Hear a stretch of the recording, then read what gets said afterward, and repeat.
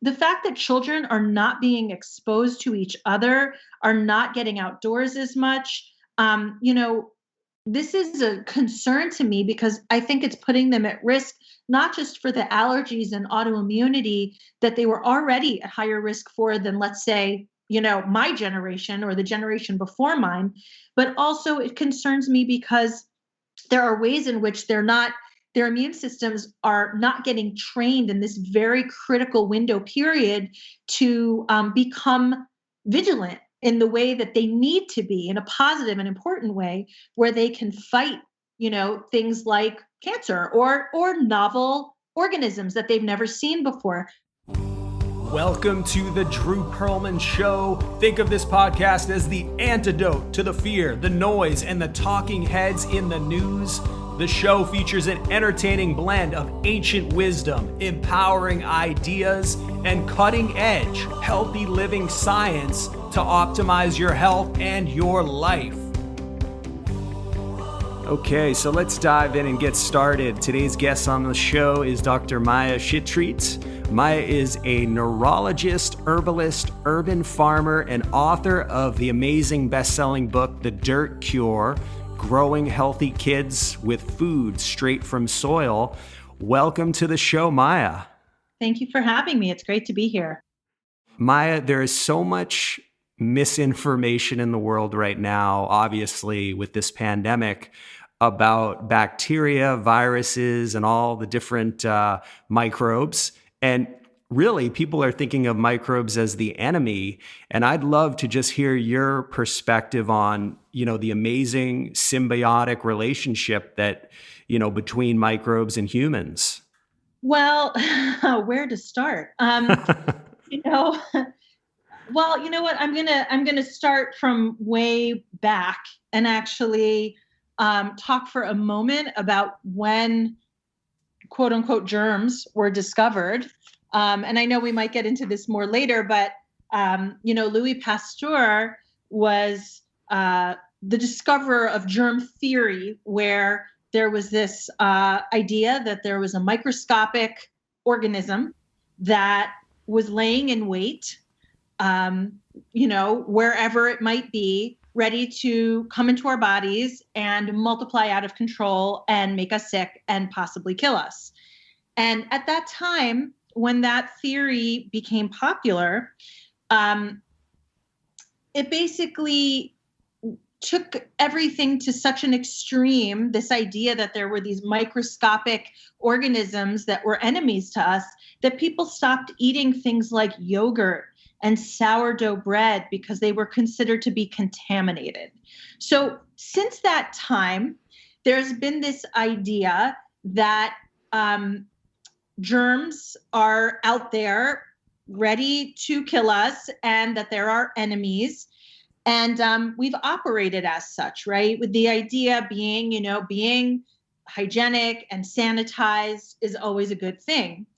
And in a way that's true. For example, if you are going into an operating room and one of the, protective layers of your body, like your skin, your tissue, are going to be severed and they're going to go inside for some reason, or if you're giving birth, where there's sort of a breach of areas of your body that would not normally be the case, you want things to be relatively sterile, at least what's coming into the situation, right?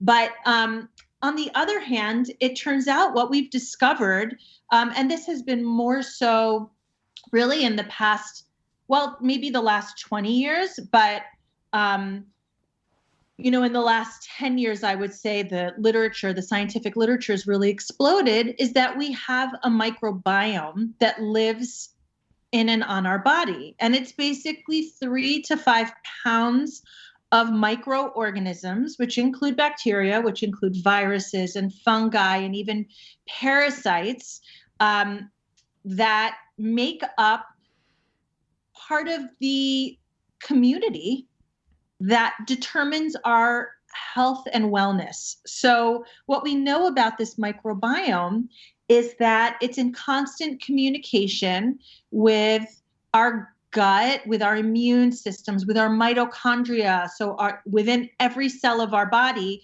we have these microorganisms wherever they may be, in our skin, in our lungs, in our nose, in our gastrointestinal system, and anywhere on our body, are communicating. They're basically part of a community that is determining things from our vitamin status. So they produce, actually, as their byproducts, they're producing like B12, and vitamin K, things that are really essential for our health and well-being and our metabolic function and our nervous systems. They actually produce more neurotransmitters than our entire central nervous system, which is part of the reason that people talk about the gut as a second brain. It's not specifically just the gut, like the cells, the human cells of our body, but actually it's the microorganisms that are producing a lot of things like serotonin, dopamine. So they're helping us to digest. Their byproducts they create the food, short chain fatty acids, that feed our gut lining. So all of this to say, we're in very rich relationship with all kinds of microorganisms. And this idea that we want to be sterile in some way, or that we can stop that, back and forth with the microorganisms, or even that we would want to, is a really flawed way of looking at health. Absolutely. And I know, I heard it reported that Pasteur on his deathbed basically said that it's not the microbe, it's the terrain. And I'd love for you to speak about the difference between germ theory versus something like terrain theory, which I think a lot of people don't really know about. Well, right. And I don't, I think it's a question,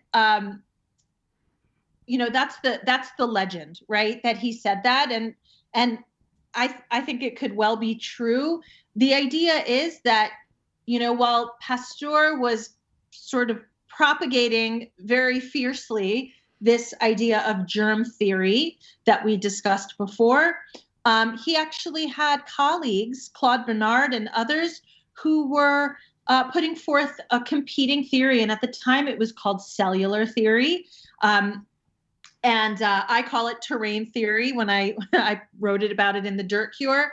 But basically, cellular theory states that we carry many organisms in our bodies just as normal, healthy individuals. And that what makes the difference between health and disease is the terrain of the host. So what that means is, and it sure does sound a lot like the microbiome, right? That we have bacteria and viruses and fungi and parasites, but why in some people does it actually lead to their resilience and good health?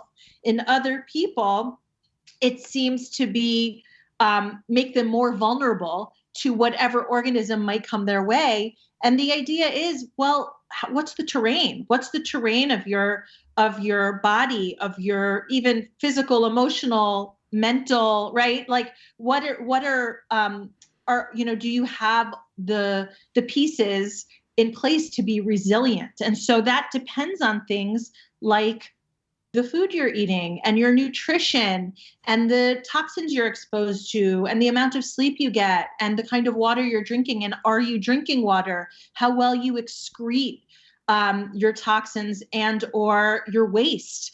Are you getting exercise? Are you getting out into nature?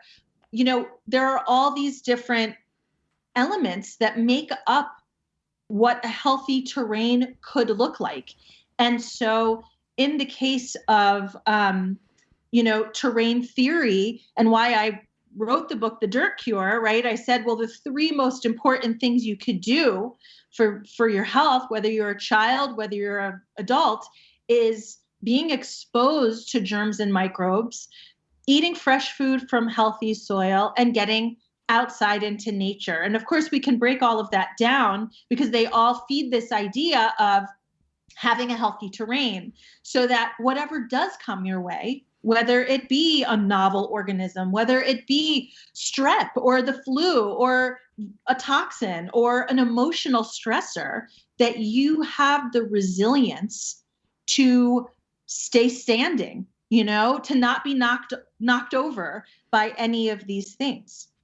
Absolutely. I mean, and Maya, that's what I found to be so empowering about your book. I mean, the whole idea with this terrain theory, I mean, it's a very empowering concept that we can do something versus just sort of, stay in our homes and be afraid of these invisible, microorganisms. And I'd love for you to talk a little bit about maybe some of the food strategies that you'd recommend to really, for people looking to increase the strength of their inner terrain, maybe some food strategies that people can get into. Absolutely. Well, so for one thing, you want to be eating nutrient dense food.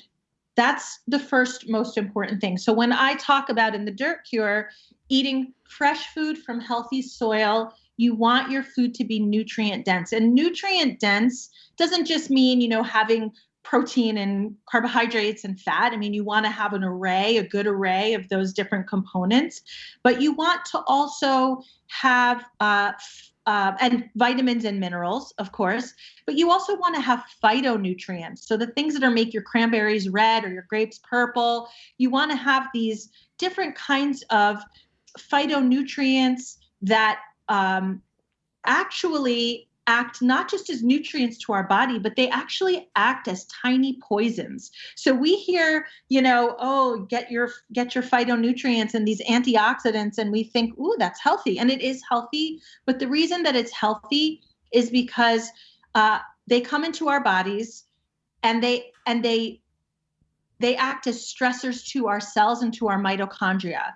And that causes them to function more optimally. They think, oh no, there's this potential danger here. I have to really step up right now. So the more that we're eating, rich and diverse vitamins and nutrients, and the more that we're getting phytonutrients, the more we are building up not just our nutrient stores, and all of the things that we need to regenerate and replenish and, function and recover, right?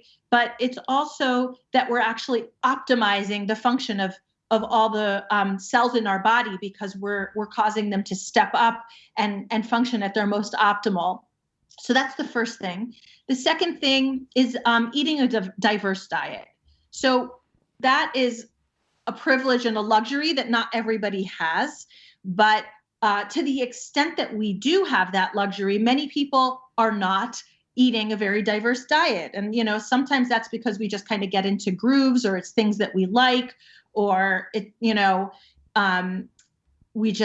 we don't know about other foods, or we just don't think about eating diverse foods. But what's really important, one of the most important things that you can do to have a really healthy, well-nourished, and diverse microbiome is to eat a diverse diet. So you want to eat all the colors of the rainbow, for example, in your, vegetables, your fruit. You want to have a real array of different kinds of foods, which will nourish and attract and make your gut a receptive home for a lot of different kinds of diverse organisms. And of course, why you want diverse organisms is because the more different kinds of organisms exist in your microbiome, the less likely it is that any one microbe will grow out of control. It's a checks and balances system. So that's a really, really important component of a healthy diet, and building up the terrain is first making sure you're eating really nutrient-dense food. And what I want to mention about that also is wild foods. The more quickly you eat your food after it's picked is one way to make sure you're optimizing the nutrition of that food. So if you grow even anything in your garden, just one plant, just a basil plant, right? Or just a tomato plant, the sooner you eat that after you harvest it, the more nutrient dense it is, the fresher it is. And of course, anyone who's eaten something from a farmer's market, forget about just straight from your garden, that tastes completely different than the thing that you're eating in the grocery store. It's like a whole different food. So that's eating the nutrient dense food, and then making sure that you're getting an array, diverse, different kinds of food. So you're covering all the different kinds of nutrients you need and feeding your diverse microbiome. The third thing is really to be eating organic or biodynamic when possible. So the reason for that is that a lot of common crops are sprayed with pesticides, or pesticides are applied sometimes several times. Something like a strawberry might have over 200 different kinds of pesticides applied to it over the course of its growth, just for instance. But a very common pesticide is actually Roundup or glyphosate. And that has been shown to cause a lot of different possible health problems. It's actually cancer causing. It can affect neurologic issues. I wrote about this at length in my book with a lot of references. And the important point also is that glyphosate was initially way, way, way back when patented as an antibiotic. So every time you're eating something that has traces of glyphosate, and of course things like wheat are very high in glyphosate, soy, corn, wheat in particular, it's applied at the very, very end, right, basically as the plant is dying, to kind of instigate the wheat to release all the seeds, right, to release all the so that they get a bigger harvest. And so there's a much higher concentration of trace glyphosate on wheat, just as an example, because it's applied so close to the end. But what all of that means is basically you don't want to be exposed to these kinds of chemicals as much as possible. And of course, we're exposed to it because in a lot of places, parks, and people's yards and your neighbor's yard and, the school fields are sprayed with Roundup. But to the extent it's possible to limit your exposure, that's ideal. So that's another thing I would say. And then the fourth thing I would say is healthy fats.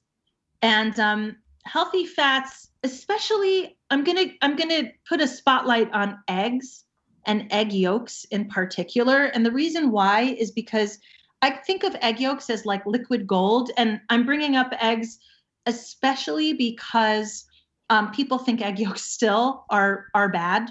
I still have people who come to me sometimes and say, we have egg white omelets. And it's like, it's nothing particularly bad about having egg whites. It's just that egg yolks are like, you're missing out. You're like getting rid of actually the most nutrient dense part of the egg. You have choline in the egg, which helps you detoxify. It's important for brain health and function. In some studies that were done looking at choline, when it was given to pregnant rats, the researchers could determine which pups had mothers who got choline versus those who didn't, because they were so much smarter that they were able to actually pick them out. And it wasn't just when they were young. They were able to pick them out throughout their lives. They were smarter throughout their lives. So choline is excellent for neurological health and for epigenetic health, for basically taking good care of your genes. If we want to go into epigenetics more, we can. But choline is a really important component of egg yolks. And if they have cholesterol. And although we think of cholesterol as being bad also, similarly, right, that it's this kind of evil food, it's actually not cholesterol that's bad for you. It's oxidized cholesterol. So a lot of the studies that were done on cholesterol show that that eggs were bad, but they were using powdered eggs. And powdered eggs, powdering them makes them oxidize. You have to heat them very, very, very high. And it actually changes the structure of that cholesterol for the worse, and it can cause problems in your body. But most, fresh eggs do not have that issue. And there have been many other studies. Again, I go into this in great depth in the Dirt Cure, but there have been many studies that actually show that eating an egg, 5 times a week is actually helpful to your health. It's actually positive, it has a positive impact, whereas having no eggs had a negative impact. And that is partly because of cholesterol. And when it comes to immunity in particular, it turns out there was a huge study done on over 60,000 people looking at cholesterol levels. And what they found was that people were more likely to die of either a respiratory reason or a gastrointestinal infection if they had low cholesterol. Not high, but low cholesterol was linked with the increased risk of death. So it's actually really interesting that it turns out cholesterol is very important for our immune system and functioning immune system, also for our nervous system. Cholesterol concentrates in the brain, particularly in the developing brain, but in anybody's brain. Cholesterol is a very important component of our cell membranes. It makes them stiff. You want them to be in balance with essential fatty acids like omega-3s and omega-6s, also found in eggs, by the way, that especially if they're from pastured chickens, that kind of balance the stiffness with the fluidity. And something that I think is really interesting about cholesterol is that it actually is lower in people who have aggressive behavior, violent behavior, suicide completers, all have lower cholesterol. So there's something to be said for having reasonable amounts of healthy cholesterol. And so for me, eggs, pastured eggs, are a very important part of a protective diet and a diet that nourishes the terrain.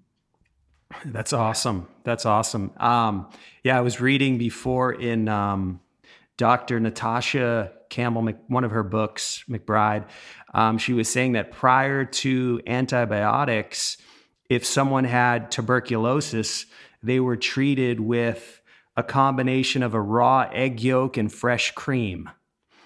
So that there were it was a milk program. There was raw milk was a treatment for tuberculosis, and sunshine. And so even still, where I trained I trained partly at a city hospital when I did my neurology training. And there's an old building there that's had balconies on it that they use now for research, but it was actually their TB ward was, and the people would go and sun on the balconies as part of their treatment. And it was, of course, not just for vitamin D. I mean, we now know, and this is actually another important component of, having a healthy immune system and the Dirt Cure, right, is it's not just vitamin D. People talk about, I'm going to go outside and get my vitamin D. Well, yes, you do get vitamin D from the sun, and that is incredibly important. We know that vitamin D turns on over 100 gene transcription factors related to the immune system. Vitamin D, by the way, is also found in pastured eggs and cream. It's in fat. It's a fat-soluble vitamin. But in addition to that, there's a whole spectrum of light, which it feeds us, nourishes us in very particular ways. And I mean, this we could geek out about for a long time, but I'm going to suffice it to say that this full spectrum of light is incredibly important for our health and well-being, and particularly for our immune systems. And there's tremendous amount of literature, including a study that was done by the Karolinska Institute in Sweden, which is the institute that confers the Nobel Prize. And what they found in studying, I want to say it was 35,000 women over a couple of decades. And they found that women who assiduously avoided the sun were twice as likely to die of any reason as women who didn't. And they found that the risk was akin to smoking cigarettes. Wow. That's wild. That doesn't convince convince people to, that sunshine is important, I don't know what will, Right, right. Well, it's interesting, Maya, because I know, having, interviewed you for the last movie we did, and we went to your office, and I know part of your protocol as a neurologist, a pediatric, is you'll take patients outside to meet your chickens in the backyard and see the herbal garden. So, I mean, I guess you're just speaking to this, but I was going to ask you, why is Mother Nature such good medicine? But I guess you're kind of speaking to how, I mean, just, it's huge. I mean, I think it's so much richer even than, sunshine, or, I mean, so for one thing, we know that soil is probably one of the most biodiverse probiotics, right? Everyone talks now about taking probiotics, which are, pills that have, whatever number of colony forming units of bacteria in them to help feed our guts, the bacteria and the microbiome in our guts. Soil is so diverse that 1 teaspoon of soil has more organisms than there are people on the planet. So we have this really profound experience of constant contact with all different kinds of organisms that can benefit us. We get the sunshine and the light. But there's a lot more to it than that. I mean, we're nourished visually. I think a lot of people don't realize that. We are nourished in terms of sound, what we're hearing, and we're evolutionarily attuned to this kind of nourishment that nature offers us visually and from an audio perspective. And even, we know now that we all have electromagnetic fields, which are measurable. And, the HeartMath Institute has done incredible research on this over the last couple of decades. Published peer-reviewed papers have been published that look at this measurable electromagnetic field. And everything has an electromagnetic field. So we do, our partners and spouses and our pets and animals outside and trees and stones all have electromagnetic fields. And so when we go outside, we are aligning with the electromagnetic fields of what's around us. And so for people who feel so good, so calm, when they go out into nature, there are a lot of reasons for that. There's the sounds, there's the, visuals, there's the smells, what's going into our amygdala and kind of basically like activating certain kinds of memories that are probably very ancient memories, that are like we've evolved to have over time because our relationship with nature is, eternal, really. And then we have these electromagnetic fields which are aligning with the forest, let's say, or with the ocean and the beach and the water. And of course, we do know as well that the earth has an electromagnetic field, and it emits basically infinite amounts of electrons. So there's a whole science on earthing or grounding. And so people will talk about walking barefoot, which is one way that you can do that. You can also just sit, with your butt on the ground or on a rock, or lean against a tree or hug a tree, which I always recommend doing. And or you can walk outside not barefoot, but wearing like something that has a conductive sole. So not rubber soled shoes, but like leather soled or hemp soled or cotton soled shoes or whatever, then that's conductive. And basically what you're doing is you're receiving this flow of electrons from the Earth's electromagnetic field. And what that does is it neutralizes free radicals that are in your body. And free radicals are kind of these they're metabolic byproducts. We all have them. Some of us have more. If you're very inflamed, especially in a chronic way, you have many more free radicals. And what they do is they're kind of these like loose cannons that go around and bind onto things because they're very reactive. And they can actually damage our cell membranes and they can cause a lot of disruption. But what happens when we have these electrons kind of flowing into our bodies, into our systems, is they neutralize those free radicals, which helps neutralize inflammation and mitigate cell damage, cell membrane damage. So it's really the number of benefits that we have from being in contact with nature is infinite. And, in my institute, in the Terrain Institute, I train people in all the different ways that we can work with the earth to really be in optimal health, but more than that, to be in optimal physical, emotional, and spiritual health and ecological health. Beautiful. Beautiful.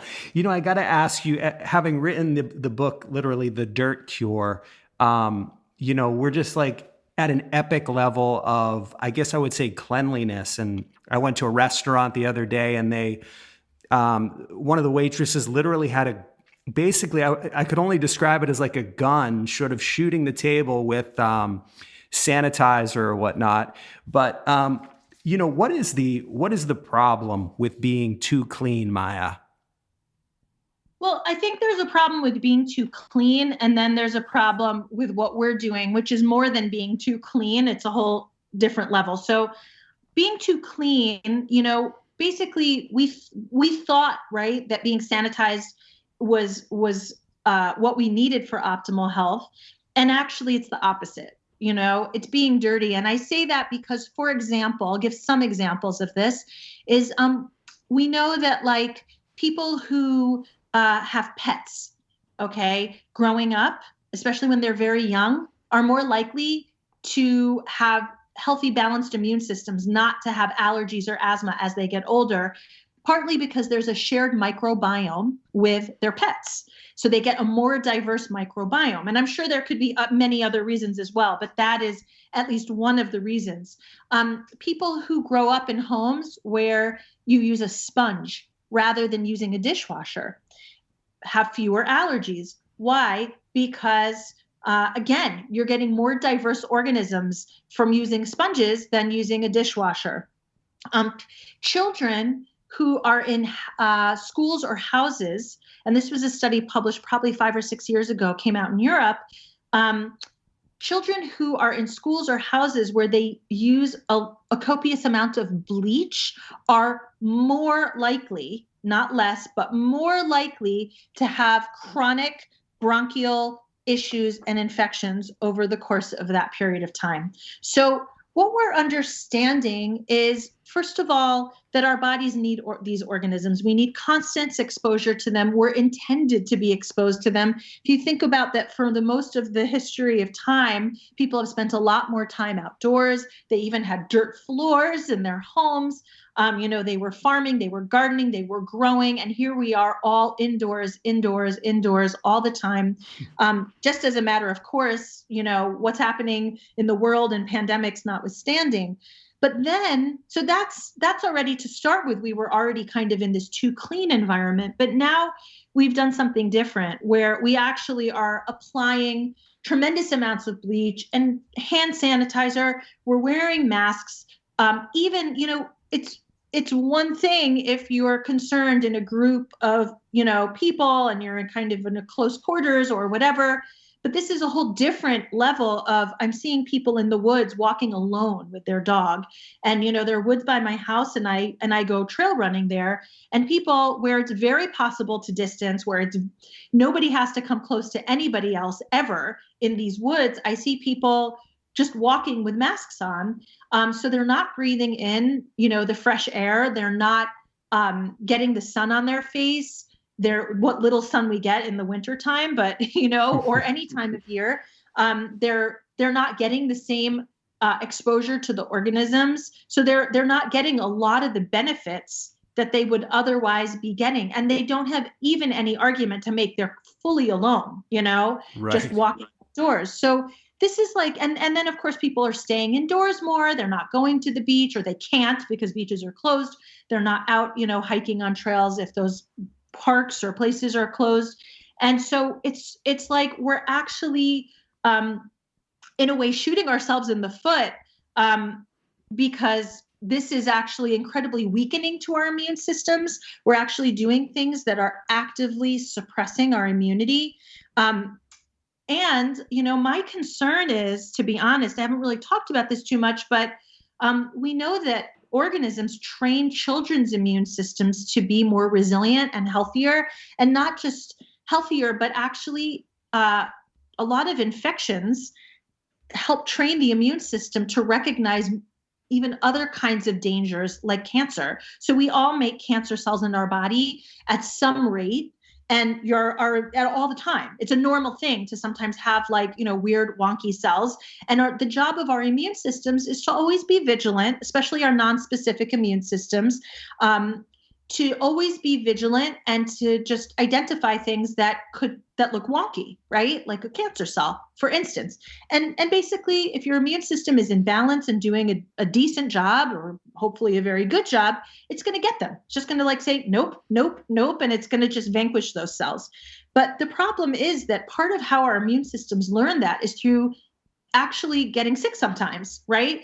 Or at least getting exposed and learning from the experience. So, the fact that children are not being exposed to each other, are not getting outdoors as much, this is a concern to me, because I think it's putting them at risk, not just for the allergies and autoimmunity that they were already at higher risk for than, let's say, my generation or the generation before mine, but also it concerns me because there are ways in which their immune systems are not getting trained in this very critical window period to become vigilant in the way that they need to be, in a positive and important way, where they can fight, things like cancer or novel organisms that they've never seen before. Part of how you do that is by having practice, right? And just like if you want to, play the violin, you have to practice. And if you're never allowed to practice because your violin is,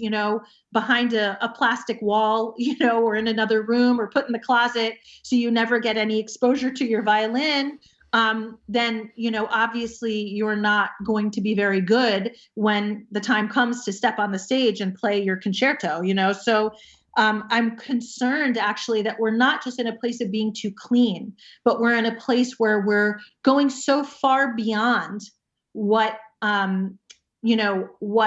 children in particular, but really all of us need, which is to have exposure to diverse organisms. And even if we're saying, well, we don't want to be near to other people for various reasons, certainly being out in nature and getting that exposure, being exposed to trees and plants and the forest and, those things, that's critically important. And sunshine.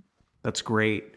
For anyone listening who's feeling a little powerless, hopeless about their life and their future, if they were sitting with you right now, what might be one thing that they could do today to maybe help them make a change and take their life in a new direction? First of all, I always think starting with just getting into that place of appreciation and gratitude for what we do have is a really important practice. And I don't in any way diminish that, we can be going through really, really hard times. But part of what I teach in my work is really how to find joy in challenging times and how to navigate unknown terrain, really. And so one of the practices that is really, really critical for that is choosing to find joy, even when we can acknowledge that things are really, really difficult, to just find even the one thing, which is like, I'm alive to see another day, or I'm breathing right now, or I have my health, or whatever it can be. And I think also just being in nature, just, taking a few moments to just get out into nature is something which is incredibly grounding, centering, and also gives you opportunities to just find those moments of wonder and awe. And I think that the same way that we might talk about, nutrients and nutrient dense food and things like that as being nourishment for our bodies, to me, being with plants and wild animals and water and wind and sun and sky, that's nourishment for our souls. So that wonder and awe is like nourishment for our souls. Maya, if you had the opportunity to travel back in time 40 years or so, what words of wisdom might your current self share with your younger self? um, well, I would have been a pretty young child then. And I think, what I probably would have told myself is to be authentic, not to worry about pleasing other people, but to make sure that I really stayed in touch and attuned to the gifts that I have to bring to the world, and not to let the mainstream narrative or any other, reasons interfere with that. Great. What's the best way for people to find more out about you and your work? So the best place to go is to my website, which is just drmaya.com, drmaya.com. And there they can find out about the Terrain Institute, my certification program, and I teach people also herbalism, and I have a class on psychedelics for mental health, and some other great programs and offerings. And then they can find also about my book, The Dirt Cure. Maya, thank you so much. It was my pleasure. Thanks for having me. Thank you for listening to the Drew Pearlman Show. I hope you enjoyed today's episode. In the words of Mark Twain, 20 years from now, you will be more disappointed by the things you didn't do than the things you did do.